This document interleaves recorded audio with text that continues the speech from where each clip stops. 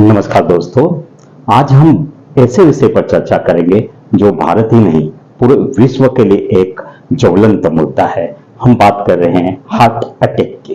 दोस्तों, WHO के अनुसार जितने लोगों की डेथ हर वर्ष होती है उसमें 12 से 13% लोगों की डेथ केवल हार्ट अटैक और लकवे के कारण होती है। कोविड के बाद से यह सिनेरियो बदल गया है। अब इसका परसेंटेज 15 to 17% हो गया है। पहले अधिकतर अटैक के कारण जिन लोगों का जो डेथ होता था उसमें अधिकतर ओल्ड एज के लोग होते थे और यंग लोगों का एज, बच्चों का जो एज है वो 1 to 2% हुआ करता था। लेकिन कोविड के बाद यह बढ़कर 3 to 5% हो गया है, जो कि बहुत ही चिंता का विषय है। दोस्तों, ये तो हो गई आंकड़ों की बात। हम अब हार्ट अटैक को समझने की कोशिश करते हैं। दोस्तों, मान लीजिए ये हमारा हार्ट है, ईश्वर की सबसे सुंदर कृति।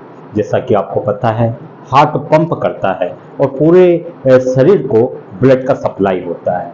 हार्ट से एक ये बड़ी नली निकलती है जिसकी एक ब्रांच राइट हैंड को ब्लड का सप्लाई करती है, एक ब्रांच ब्रेन को हार्ट का सप्लाई करती है, एक नली होती है यह लेफ्ट हैंड को ब्लड का सप्लाई करती है और फिर यह पीछे से, हार्ट के पीछे से छाती को ब्लड का सप्लाई करती है, पेट के अंगों को जैसे लीवर, किडनी और इंटेस्टाइन को ब्लड का सप्लाई करती है, फिर यह नीचे की ओर जाती है और फिर दोनों पांवों को ब्लड का सप्लाई करती है।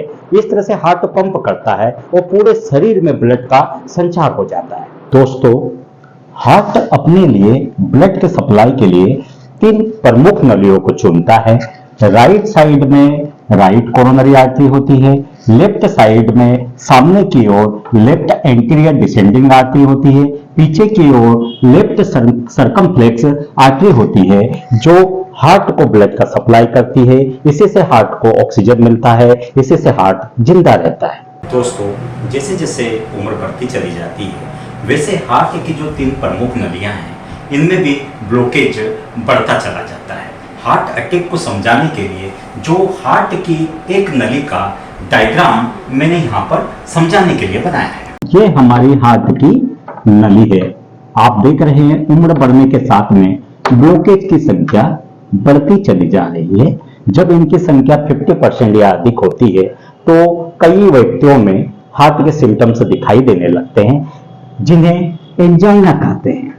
एंजाइना मतलब 50 से 90% के ब्लॉकेज हो सकते हैं और हार्ट के सिम्टम दिखाई दे सकते हैं। हार्ट अटैक हम कब कहते हैं?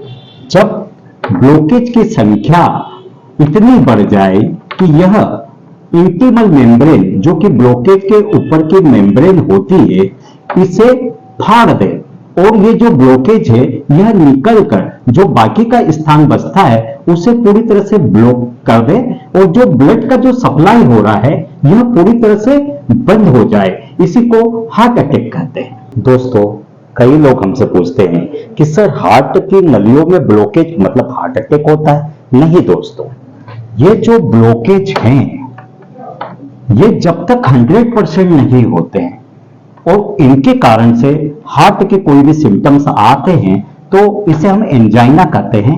अर्थात 50 से 90% के ब्लॉकेज हैं और हार्ट के सिम्टम्स आ रहे हैं। हार्ट अटैक को तभी बोला जाता है जब यह ब्लॉकेज की जो संख्या है 100% हो जाए, अर्थात इंटीमल मेम्ब्रेन फट जाए और जो बाकी का जो स्थान होता है यह पूरी तरह से क्लोट हो जाए, अर्थात किसी भी तरह का ब्लड का सप्लाई ना हो, उसे हार्ट अटैक कहते हैं। कई लोग हमसे पूछते हैं कि जब पेशेंट को अटैक आता है तो पूछते हैं कि छोटा अटैक है या बड़ा अटैक है।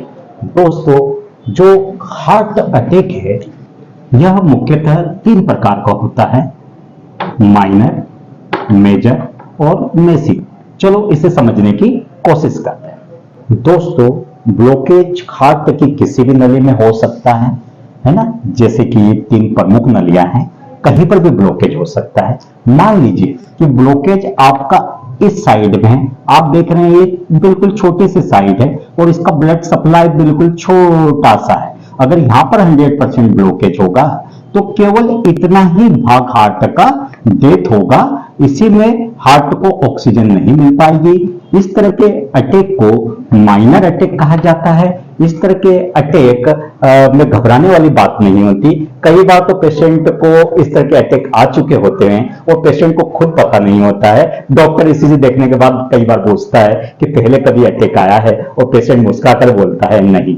तो ये माइनर अटैक का एक टाइप है। मान लीजिए दोस्तों, जो 100% ब्लॉकेज है हार्ट की नली में इस साइड में है, तो हार्ट का जो इतना भाग है जिसे ये सप्लाई कर रहा है, हार्ट का यह भाग डेथ हो जाएगा और यहाँ पर ऑक्सीजन का सप्लाई नहीं होगा।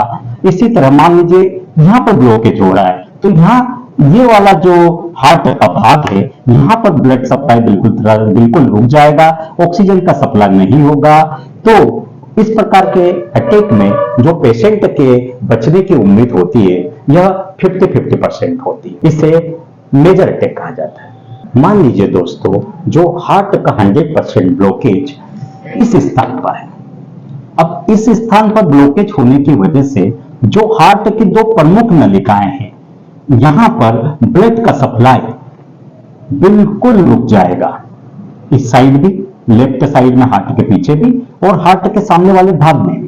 मतलब हार्ट का जो बहुत बड़ा भाग है, वहां पर ब्लड का सप्लाई नहीं हो रहा है, वहां तक ऑक्सीजन नहीं पहुंच पा रहा है, वहां तक का जो हार्ट का जो भाग है वो बिल्कुल मृत हो गया है।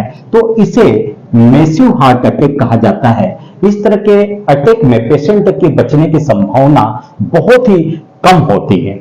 दोस्तों, कई लोग हमसे आकर पूछते हैं कि सर मैंने एंजियोग्राफी कराया है, मेरी उम्र 50 साल है और मुझे 50% ब्लॉकेज है, तो मुझे हार्ट अटैक कब आ सकता है?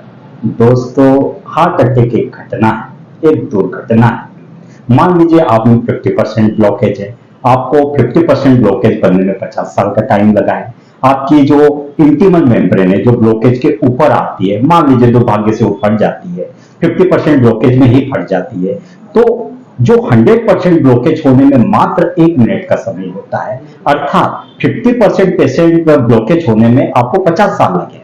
लेकिन 100% होने में जब इंटीमल मेम्ब्रेन फट जाती है तो सिर्फ 1 मिनट या उससे भी कम समय लगता है। तो हार्ट अटैक एक घटना है और कोई भी व्यक्ति यह कभी नहीं बोल सकता दावे के साथ कि यह कब आएगा। हो सकता है आपको बैठे बैठे ही अटैक आ जाए, हो सकता है आपको चलने फिरने में अटैक आ जाए, या हो सकता है आपको दौड़ने में अटैक आ जाए। यह सिर्फ एक संभावना है, तो यह कभी भी हो सकता है और यह आपके भाग्य के ऊपर निर्भर करता है। दोस्तों, हार्ट अटैक का टाइप कोई भी हो, माइनर हो, मेजर हो या मैसिव हो, वह शरीर के लिए बिल्कुल भी अच्छा नहीं होता। इसलिए खुश रहिए, अपनी दिनचर्या को नियमित रखिए, अपने खान पान में सुधार लाइए और कोशिश करिए कि आपके ब्लॉकेज की संख्या आपकी हार्ट की नलिकाओं में ना बढ़े और आपकी लाइफ बहुत अच्छी हो। बहुत बहुत धन्यवाद।